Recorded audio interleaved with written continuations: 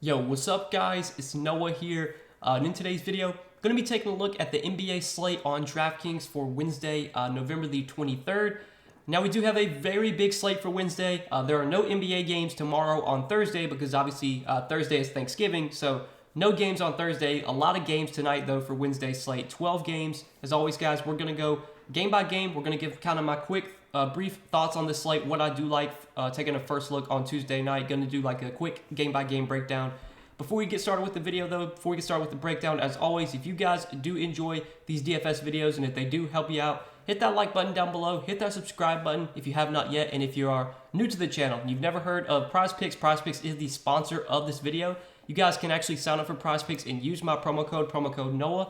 You will get your first deposit matched up to $100 when you do sign up with my promo code. And I want to give a quick shout out to PrizePicks. This will probably be the last time you guys hear me talk about this, but PrizePicks is running a very cool promo right now for the Thanksgiving Day NFL slate. So obviously on Thanksgiving every year there's 3 NFL games, and right now they have Justin Jefferson's receiving yard prop set at 0.5. So if you look to my left, this is a free pick that PrizePicks is going to give you. You would take the over, take Justin Jefferson to have more than 0.5 receiving yards, and you just have to find any other pick you like to pair with that. It doesn't have to be an NFL pick, so if you don't follow the NFL, you don't have to play anything from the NFL. You can take NBA picks, and you can see there's already some NBA props up for Wednesday's slate. I'm recording this video on Tuesday night, so obviously the full board has not been posted yet. But as we get closer to the start of the games on Wednesday night, you will see a ton of props available. You can take a look at all their props, see everything they have available for tonight's games. And if there's anything that stands out to you, you can pair those picks with this free square, potentially win up to 25 extra money. You can make a 6-pick entry and win up to 25 extra money now on PrizePicks. So you guys definitely need to be playing over there. Get signed up, use promo code Noah, and you will get your first deposit matched up to $100. I should have a PrizePicks video today for NBA, sharing some NBA props I like for today. I'm also planning on making a PrizePicks video for the NFL slate for Thanksgiving Day. So if you want some NFL props I like for the Thanksgiving Day slate, you can check that video out as well. It should be up sometime on Wednesday, probably later Wednesday afternoon. But let's go ahead and talk through Wednesday's Big 12 game slate. Start with the first game of the night. We got Philadelphia and Charlotte, and this is one that we're definitely going to want to talk about because especially on the Philadelphia side, there's a lot to like. Both these teams are kind of shorthanded. There's a lot of injuries in this game. Joel Embiid, James Harden, LaMelo Ball, Tyrese Maxey all out. So for Philadelphia, without Embiid, Harden, and Maxey, we kind of saw on Tuesday night, who benefits here. And obviously, it's a back-to-back for Philadelphia. Tobias Harris, he didn't really do much in the first half. He also got injured in the first half in their game Tuesday night, but he had a really big second half, played 34 minutes, had 35 DraftKings points. Clearly, there's going to be a lot of opportunity for Tobias Harris here as kind of their number one option on offense. I think at 7,800, he looks like a very good option today. I liked him a lot Tuesday, like him a lot again today. I think DeAnthony Melton, even at 7,600, looks pretty appealing. DeAnthony Melton has historically been a very good point-per-minute player. He's playing really big minutes right now. He's taken on a bigger role without Harden and Maxey. And even at 7,600, I still think DeAnthony Melton is in play today. I do have some interest in him. And then also want to talk about Shake Milton. So Shake Milton, 5,500. He's just playing huge minutes right now. He has started at point guard the last 2 games, played 38 and 36 minutes. Been pretty productive as well. Now you get a matchup against Charlotte. Charlotte this season, they've not been like the same cupcake matchup that they were last season. They haven't been playing as fast. They've been better defensively. But I still think it's a good spot in general for these Philadelphia guys. And I think Shake Milton at 5,500 looks really appealing. So a lot to like on Philadelphia, and do want to talk about some of the bigs as well. So we actually did see Montrezl Harrell start at center on Tuesday night, but didn't really play that well. He played only 16 minutes, had just 14 DraftKings points. This is a revenge game from him.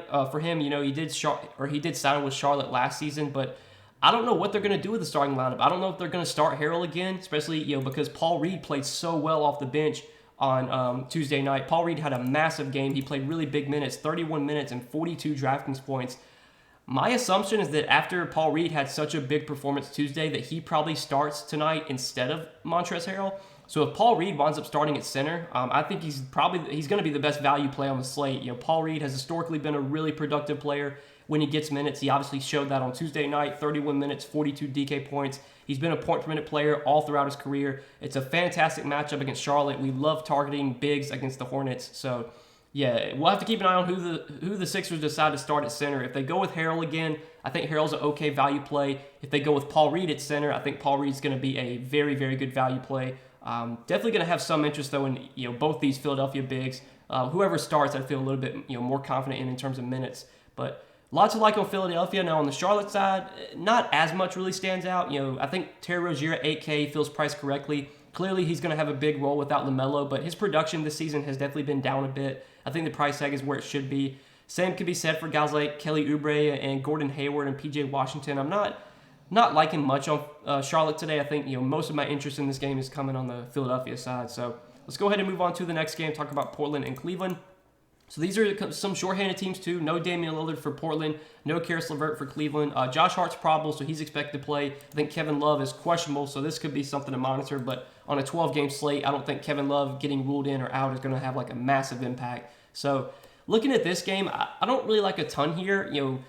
If it was a different slate, I think I'd have some interest in Darius Garland and Donovan Mitchell. But with it being 12 games and there just being so many other pay-up options to go to, I don't think either one of Mitchell or Garland look great. I will say that without Karis LeVert, that does condense the usage even more in this Cavs offense. Karis LeVert's been coming off the bench, but he does soak up a lot of usage when he comes off the bench. So I think that does benefit Garland and Mitchell slightly. If I had to choose one, I think I'd lean with Mitchell. And then looking at the Portland side, Anthony Simon's going to have a really big role without Damian Lillard. He had a really good game last game, even in a tough matchup against Milwaukee. Tough matchup once again here against Cleveland. I think in tournaments as a low-owned GPP play, Simons is viable today. And then the only other guy that I'm interested in this game would probably be Jusuf Nurkic. So Jusuf Nurkic did see his minutes get back up to normal last game, 32 minutes, 35 Draftkings points. He's been pretty productive on a point-per-minute basis this season, especially with Damian Lillard off the floor. His minutes have not been that high lately, but I think a lot of that has been due to him just kind of easing his way back since coming back from injury. Now that after he played 32 minutes last game, I think we can confidently say that he's probably going to get like 30 to 32 minutes a night. Now, this is a tough matchup against Cleveland. Cleveland does a really good job at kind of limiting bigs. We've seen a lot of bigs struggle against Cleveland this season, but Nurkic should have to play a lot here. They're going to need his size in this matchup going up against Mobley and Allen. At 6,400 on a big slate like this, I think Nurkic will be very, very low owned. Like he might be 2% owned. So in a GPP, I think is a low owned play. He does offer some upside, and I'm kind of interested in Nurkic today.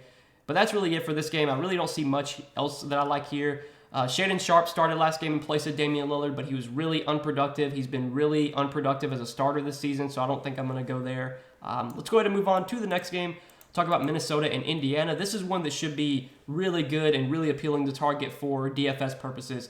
Two fast-paced teams here. Both these teams, the Timberwolves and Pacers, I think are both top 5 in pace this season. So this is going to be a game that is expected to be very, very fast-paced, very high scoring. I think Tyrese Halliburton as a tournament play makes some sense. I think it's going to be tough to really prioritize him as like a cash game play or an optimal play because he's 9,500. But the upside is definitely there in this matchup, especially with how fast this game should be played and with how many points should be scored in this one. So I'm interested in Halliburton in tournaments. The Minnesota guys, like the big four from Minnesota, I always struggle with these guys. Like clearly Towns, Edwards, Gobert, Russell, they all have upside, and against a pretty bad Pacers defense, it's pretty likely that one of these Minnesota guys has a good game here. I've been interested in Rudy Gobert lately because he's just been so affordable, but he just continues to disappoint. This is a good matchup against Indiana. I know that so far this season against like opposing centers, they've just kind of been mediocre. So I think this could be a spot where Gobert really has success, but man, like I just don't know if these Minnesota guys are going to be priority plays for me. I think if you're playing like 150 GPP lineups, you definitely want to just kind of mix in some of these Minnesota guys just because there is a lot of upside here in a good game environment. But just picking out one, saying this guy's clearly better than this, it's tough. I think Towns and Edwards at their price tags look pretty identical to me. I think Russell and Gobert project pretty similarly as well. I think Gobert I would slightly prefer over Russell. But that's really it for Minnesota. And then on the Indiana side, besides Halliburton, I really don't like much from the Pacers besides Halliburton. Tougher spot here for Miles Turner going up against Gobert. Miles Turner's been really productive on a point-per-minute basis this season, but don't love this matchup. I think he's just kind of like a low-owned GPP play. Don't really see much else I like from the Pacers here. So I think we can go ahead and move on to the next game, talk about Dallas and Boston. So looking at Dallas, Luka Doncic at the top for 12.8, really expensive, really high price tag for Luka. Obviously not the best spot going up against the Celtics, but Luka's just going to have a massive role, massive usage rate, and he's going to play huge minutes as well. And I want to say that he's had some big games in the past against Boston. So I think Luka's clearly in play today. It's going to come down to what kind of value we get. If we don't really get any value, it's going to be tough to really prioritize paying up for Luka. But if this turns out to be one of those slates where we just get a lot of value, then I have no issue spending up for Luka, even in a tough matchup, just because he literally has so much upside and his floor is so high as well. Now, looking at some injuries in this game, do have some kind of key question marks to talk about. So Jason Tatum is questionable. And Spencer Dinwiddie's also questionable. Now, if Spencer Dinwiddie sits, I don't think that's like too big of an impact. I think it would just make Luka look even better. And then you probably would see more usage for a guy like Tim Hardaway. I think Tim Hardaway would definitely benefit if Dinwiddie's out. So I'd have interest in Hardaway as kind of like a cheap value. But now if Jason Tatum sits, that's going to change a lot for Boston. So if Jason Tatum were to sit, I think the biggest beneficiaries would definitely be Jaylen Brown, Marcus Smart, Malcolm Brogdon, Derek White, those guys. I probably would say that Brown and White would be my favorite, but I think it's close between White and Smart. I'm guessing if Tatum were to sit, that they would probably start Derek White, but I'm not 100% confident on that. They could start, it probably would be Derek White. I guess they could start like Sam Hauser, but I would say that if Tatum sits, Derek White probably draws the start. He's only 5K. He would be someone that's like in play for value.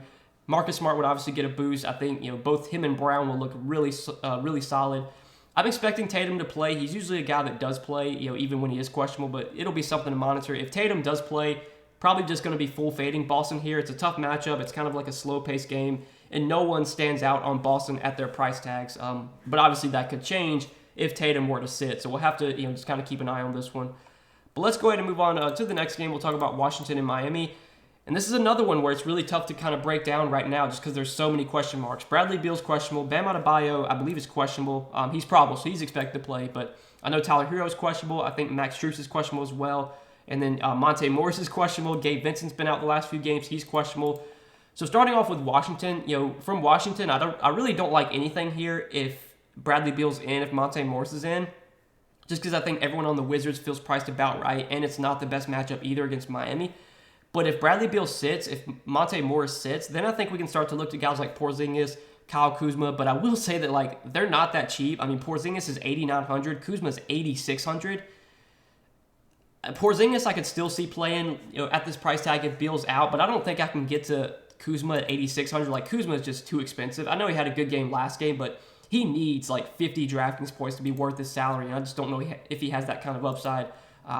So if Beal does sit, I think I'm kind of interested in Porzingis. Not really going to go to Kuzma though because he's so expensive, and that would definitely benefit some of these other guys. Like I think Denny Avdia would get a little bit of a boost if Monte Morris were to play. I think he would benefit if Beal were to sit. Maybe you'd see more opportunity for like Corey Kispert, but in general, I'm not going to be running to roster many Wizards here, just because I think these guys are kind of priced correctly. And then on the Miami side, Bam's expected to play. I think it's 8,200. Bam is solid here. Still no Jimmy Butler for Miami. Tyler Hero is questionable. He's been out the last few games. Pretty good chance he doesn't play again. If Hero were to sit, I would feel a little bit better about Bam and Lowry. I don't think I'd be prioritizing Bam or Lowry on the slate, but they would definitely be in play if Hero remains out. I mean, Miami has just been so shorthanded lately. They've had to run an 8-man rotation pretty much every game. We'll have to see how many active players they have for tonight. Don't see a ton I'm loving on Miami, but I think if Hero remains out, that does solidify Bam and Lowry for pretty big roles. They would both be viable. Don't know if I'd get to guys like Caleb Martin, Max Strus. They're going to play a lot of minutes, but they're priced correctly. So yeah, I think that probably does it for this game. Nikola Jovic has been starting lately, but he's 4,100. Feels priced about right. Not really interested in Jovic, even if he starts. So let's go ahead and move on to the next game. We got a lot more to go through, so I want to get through these as quickly as possible, guys. Don't want to keep you guys for too long. So Brooklyn and Toronto, looking at this game, not much that I like here. On the Brooklyn side, this is a back-to-back for Brooklyn, so we'll need to pay attention to their injury report. I think the one guy that I'm interested in for Brooklyn is Ben Simmons, and that's just because Ben Simmons has been playing so well lately. He had another big game against Philadelphia on Tuesday night. 32 minutes, almost had a triple-double, 11 points, 11 assists, 7 rebounds, 3 blocks, 3 steals. That's vintage Ben Simmons. That's what he does. He's a guy that can contribute in all categories, 48 DraftKings points in 32 minutes. I know this matchup against Toronto is not the best, but if Ben Simmons is going to continue to produce like this, which I think, we kind of expect, he was pretty bad for that stretch of games, but he's not going to be a guy that puts up, 0.8 fantasy points per minute. He's historically been a fantasy point per minute player. He's back to being, he's back to averaging over fantasy point per minute. He's been getting big minutes as well. They've been playing him at center some, which I think has definitely benefited his numbers overall. I definitely like Ben Simmons today. I think at 6,100, he looks really appealing. He's my favorite play on Brooklyn by far. And then on the Toronto side, I mean, Scotty Barnes is questionable. So we'll have to keep an eye on Scotty Barnes news because obviously they're still without Pascal Siakam. If Scotty Barnes were to sit, that would definitely benefit guys like Fred VanVleet, OG Anunoby. Those would be the two guys I'd be most interested in from Toronto, would be VanVleet and OG. If Scotty Barnes plays, then I think VanVleet, OG, they both feel priced about right, but I think they would still be at least viable. And then Chris Boucher, I think, would also benefit if Scotty Barnes sits. Boucher at 6,200, I would have some interest in. I think he's priced correctly, but he's a guy that does offer a lot of upside when he gets minutes. Gary Trent has just been so tough to predict this season. You know, he's been out the last 2 games. He's going to be back for today. He's been like the most boom-bust player ever, so I don't think I can go to Gary Trent here. You know, maybe if Scotty Barnes sits, you could go to Gary Trent, but I'm not super excited about that. So, I mean, yeah, there's not a ton I love on Toronto today. I think if Scotty Barnes sits, I'm going to be looking at VanVleet and OG, maybe Chris Boucher. That's probably it. And then on the Brooklyn side, it's really just Ben Simmons for me. I know I didn't spend much time on KD or Kyrie.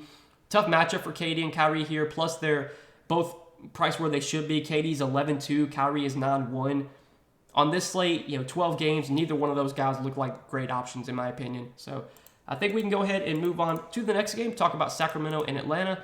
So Sacramento, you know, starting off with them, there's not really much I like on Sacramento today. I think Domantas Sabonis and De'Aaron Fox, where they're priced at, are solid. Neither one stand out as priority plays. I think Fox would be the guy that I would prefer. Fox did have a really big game Tuesday night against Memphis, 61 Draftkings points, 35 minutes. He's played big minutes lately. His production's been great. Usage rate's been great.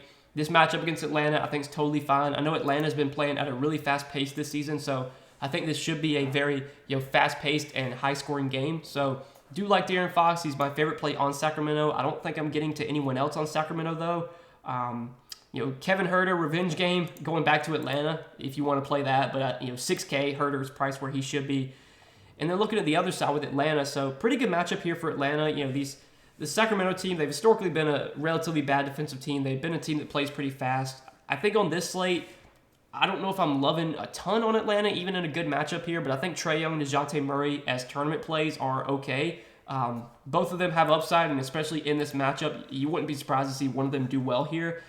I don't think either one are going to be like priority spend-ups for me, but I do have some interest in Trae and DeJounte. I think Clint Capella, 6,600, that feels like an appropriate price tag for Capella, even in a pretty good matchup. I'm not super interested in Capella. And then like John Collins at 5,600, he's just not been that great lately on a point per minute basis. His usage rate's not been that high. He's not really been super productive. He's not really shown much of a ceiling. The matchup's good. It's a fast-paced game, but in tournaments, I think you're just kind of looking to Collins as like a low-owned dart throw at best. And then like I didn't mention Harrison Barnes. I know he's been playing well lately, but he's not someone I'm really ever going to build around on a 12-game slate. So even though this is a really good game environment and it should be a very fast-paced game, the price tags on a lot of these guys don't make any of them look like standout plays. But I think if you're playing multiple GPP lineups, get some exposure to Trae Young and De'Aaron Fox and DeJounte Murray. But for me, as a guy that just plays one lineup, I don't know if these guys would make my one lineup. Obviously, I haven't built my lineup yet, so I can't really say. But I don't think I'd be getting to anyone from Sacramento or Atlanta in just my main one lineup. So let's go ahead and move on to the next game. We'll talk about Denver and OKC. So Denver, another team on a back-to-back today. Obviously, they had they had Nikola Jokic listed as doubtful. They had Jamal Murray listed as doubtful. Both those guys wound up playing on Tuesday night. Bones Highland was questionable. He was questionable. He wound up playing, and then he got I think he left the game early and did not return. So like on a back-to-back after he left the game early and did not return, there's probably a chance Bones doesn't play today, but now that Jokic and Murray are back, I'm guessing even on a back-to-back, Jokic and Murray will play today. So with Jokic and Murray back, there's really nothing I like on Denver outside of Jokic. I think Jokic in this matchup is a really good play. OKC this season defensively against bigs, they've just not been that great. They're a really bad rebounding team. I think this is a spot where Jokic should be able to dominate on the glass. Last time he faced OKC, he had a triple-double, 53 DK points. Previous time, he had another triple-double, 66 DK points. So he's had a triple-double in both of his meetings against OKC this season. Obviously, wouldn't be surprised to see Jokic put up a triple-double tonight. I think in terms of spend-up options on this slate, Jokic is definitely towards the top of my list. I just think, in this matchup against a bad Thunder defense that really struggles to rebound, struggles to defend bigs, this sets up as a great spot for Jokic. So definitely interested in Jokic. And then on the OKC side, I think it's probably just SGA, and that's it. Like, I don't want to go to guys like Josh Giddey or Lou Dort on a 12-game slate. The Thunder have been changing up their starting lineups lately. They started Jalen Williams, and then they moved him back to the bench. And maybe if he were to start again, he could be viable. But it's just SGA, I think. I mean, SGA, he's been on another level this season, playing huge minutes, usage rate sky high. The price tag at 10-2 doesn't make him a standout pay-up option for me, but I think he is in play on this slate. And I think that's it. It's Jokic and SGA, and I'm not loving much else in this game. I think that probably does it for this one. So let's go ahead and move on to the next game, talk about Chicago and Milwaukee. So looking at this one, it's the stars here that I like, and it's really just Giannis. Giannis is 12-3. I think he's right up there with Jokic in terms of best pay-up option on this slate.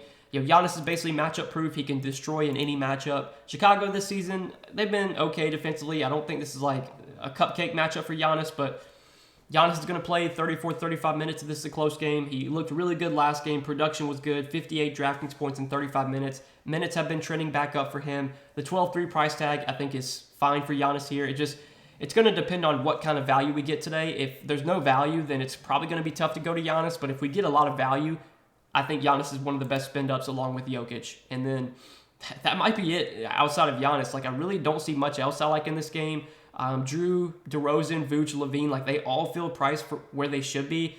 Tough spot here for these Chicago guys. Milwaukee's defense has been really good this season. They've been one of the best defensive teams in the league. So for me, as a one lineup guy, I think the only player I'm considering in this game is Giannis, and that's probably it. Now, if you're playing multiple lineups, if you're max entering, sprinkle in some DeRozan, sprinkle in some Vooch, maybe sprinkle in some LaVine, but that's it. You're just you're not going to be building around these guys on a 12-game slate. Maybe DeRozan at 8K, I could see getting a little bit over the field on, but these are just GPP plays at best. I think Giannis is the standout play from this game. So 3 more to go. Let's talk through these last 3 games, guys. Pelicans and the Spurs. This is another game that should be played at a pretty fast pace. It should be relatively high scoring. I know the Spurs this season been playing at a really fast pace, pretty bad defensive team. I think this sets up as a pretty good spot for these Pelicans guys. And this Pelicans team, it's always tough to gauge. It's always tough to gauge who's going to have the good game between Ingram, Zion, CJ McCollum when they're all healthy. I think this sets up best as a Zion spot. The Spurs just don't have any good defensive bigs, and Zion should definitely crush in this matchup. His price tag's also down a little bit to 8,300. So I think of the Pelicans' main guys, I think Zion is my favorite at 8,300. I like this spot a lot for Joval. I know the Spurs this season have been pretty bad defensively against bigs. They've been giving up a decent amount of fancy points to the center position. Joval's minutes have been really low lately, but this is one of those spots where I could definitely see Joval play in 24 minutes and scoring 40 DraftKings points just because it is such a good matchup. So kind of interested in Joval as a tournament dart throw. I'd assume on this slate, nobody's going to play him. So Joval and Joval and Zion, I think, are my 2 favorite plays from the Pelicans. And then on the Spurs side, don't like much on San Antonio, but I do want to mention that Jakob Poeltl is questionable, so this will be something to monitor. Last game with Jakob Poeltl out, we did see them actually start Gorgui Dieng at center. Now, I have no idea what they would do with the starting lineup today. It looks like Zach Collins is expected to be back for this game. Zach Collins has been out for the last 2 weeks.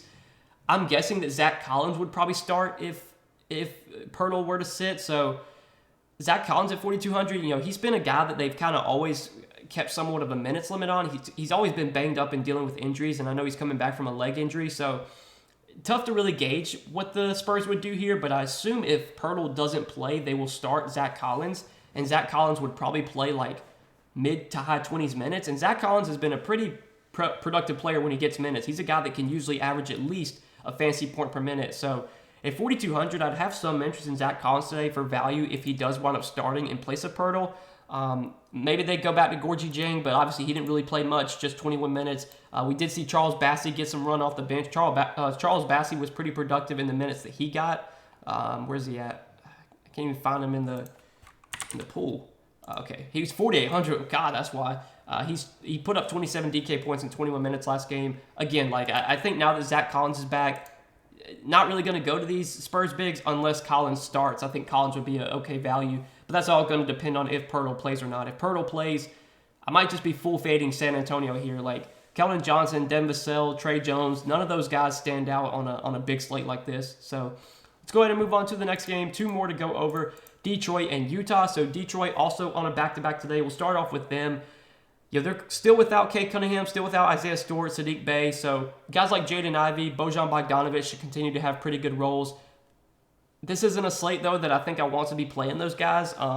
They feel priced correctly here, so I'm not loving much on Detroit. I will say that it's a good matchup for Marvin Bagley. Marvin Bagley's been starting at center lately in place of Isaiah Stewart. His minutes have been all over the place. He's also been dealing with foul trouble. But the Jazz this season have been giving up a lot of points in the paint. I think it sets up as a pretty good matchup for Bagley. As like a low-owned dart throw, I assume nobody will play him in tournaments, so he is someone that I do kind of have some interest in as a tournament play just because of the matchup. But on the Utah side, still no Mike Conley for Utah, so I think the guys we definitely want to look to from Utah are Jordan Clarkson. I think Colin Sexton we'll talk about in a second we could look to, but Jordan Clarkson last game without Conley played really well, 42 DraftKings points in 39 minutes. He got really big minutes. Price tag did come up a little bit, but I still think Clarkson is viable here with Conley out. Lauri Markkanen's $8,100. He's been playing amazing this season, but I think this $8,100 salary doesn't make him really stand out on this slate. I think he's viable, but I'm not really prioritizing Markkanen today. And then we did see Colin Sexton start in place of Conley last game. I assumed that would happen again. Sexton was not very productive. He only had 14 DraftKings points in 28 minutes, but so far this season, he has been relatively productive when he does get minutes. His price tag still is the same as it was last game, so I think I'd be fine going back to Sexton today if he, assuming he starts again, which he should. He's still in play for me for value. And then like as low-owned dart throws, you can look to guys like Malik Beasley, THT. Their minutes should be a little bit more secure without Conley, but those guys aren't like standout plays today. And then Kelly Olynyk, Jared Vanderbilt on this slate, I don't think are that great of options. So that's it for this game. Let's talk about the last game of the night, the Clippers and the Warriors. So for the Clippers, no Paul George and no Kawhi Leonard today. So there's definitely a lot to like on the Clippers. Zubac in this matchup against Golden State, I don't really hate because I think this is a pretty good spot. Golden State this season defensively against bigs, they've not been that great. I think it does set up as a pretty good spot for Zubac. I think his ownership will be pretty low today. But I want to talk about, these guards. So without Paul George and without Kawhi, there's a lot of beneficiaries here. John Wall should benefit, Marcus Morris should benefit, Reggie Jackson should benefit, Norman Powell should benefit, and I'm assuming Terrence Mann would start again. He's in play as well. But I think my favorite plays from the Clippers are probably John Wall, Reggie Jackson, and Norman Powell. We've seen John Wall's production be really good this season. His minutes have not been like super high, but I think there definitely would be more minutes available for him without Kawhi and PG. Should be very productive in the minutes he gets. Good matchup here against Golden State. Golden State's defense this season not been nearly as strong. They've also been playing at a really fast pace. So I'm interested in John Wall. I'm interested in Reggie Jackson. Reggie Jackson is finally starting to play well. Last few games he's been producing at a good rate. He's been playing big minutes too. Now no Paul George, no Kawhi. I think Reggie Jackson at 5,500 looks very appealing. And then Norman Powell coming off the bench. He's had a really good usage rate off the bench. Been very productive as well. At 5,300, I still think Norman Powell looks pretty appealing here. Don't even mind Marcus Morris at 5,700, but I think he's probably like my least favorite of those four guys. And then Terrence Mann, last game that Paul George was out, Terrence Mann did draw the start. He didn't really do much. He only played 21 minutes, only had 11 DraftKings points. He's still very cheap, though, so if he does start again, I think he's a viable value play. I know he's had some good games in the past against Golden State. They like his defense. He's a guy that can defend Steph, so minutes should be okay. Price tag's still very low. I think Terrence Mann's in play here. But there's a lot to like on the Clippers for sure. My favorite plays from the Clippers are definitely Wall, Jackson, and Powell. And then on the Golden State side, Golden State's going to have all their guys back. They rested everyone last game, but all these guys are going to play today. I think from the Warriors, it's probably just Steph for me, and that's it. We did see Klay Thompson have a really big game against Houston, put up 58 DraftKings points, 36 minutes. He scored 41 points, which was a season high for him, which feels good. I'm sure it feels good for Klay Thompson to finally see the ball go through the basket. He's been struggling to put up some big scoring games, but he had 41 points last game. Maybe maybe that gets him going for today. I think on this slate, though, Klay is just kind of like a GBP dart throw. I think Steph is up there with guys like Giannis and Giannis and Jokic in terms of best pay-up options. Steph has just been on another level this season. He's been playing massive minutes. Usage rate's been really high. He's been producing in all categories. Not only has he been scoring a ton, he's also been getting a ton of rebounds and a ton of assists too. He's shown triple-double upside this season. So I'm interested in Steph. I would still put Giannis and Jokic ahead of him, but I think Steph is in play on this slate. And then guys like Wiggins, Draymond, Poole on this slate, don't feel like I'm going to go there. And I think that's it for this game, guys. So 12 games, lot to talk about, obviously, but I hope I broke it down the best I could. Hopefully you guys enjoyed this video, and I hope it did help. hit that like button if you enjoyed. Hit that subscribe button if you have not yet. Again, check out PrizePicks, the sponsor of this video. Sign up for PrizePicks. Use promo code Noah. Get your first deposit matched up to $100. Take advantage of the Justin Jefferson promo. Look to my left. You sign up for PrizePicks. Use that code Noah. Take advantage of this promo. You will get, not only will you get your first deposit matched up to $100, but you also get a free square, a free pick, guaranteed win. You just have to find any other pick you'd like to pair with this. You can play an NFL pick. You can play an NBA pick. You can make up to 6 picks and win up to 25 extra money. You guys need to be playing on PrizePicks. You have until Thursday night when this promo goes away, when this Thanksgiving Day NFL slate starts, for Thursday night when the Vikings-Patriots game starts. So you got a while. You got to like 8:20 Eastern time Thursday night to get this in. But definitely sign up for PrizePicks, guys. Use code Noah. Get that deposit bonus when you do sign up. But best of luck on the slate, guys. Thanks as always for watching the video, supporting the content. Appreciate you guys a ton. We will see you guys in the next video. Enjoy your Thanksgiving, and have a good weekend, guys. We'll see you in the next one.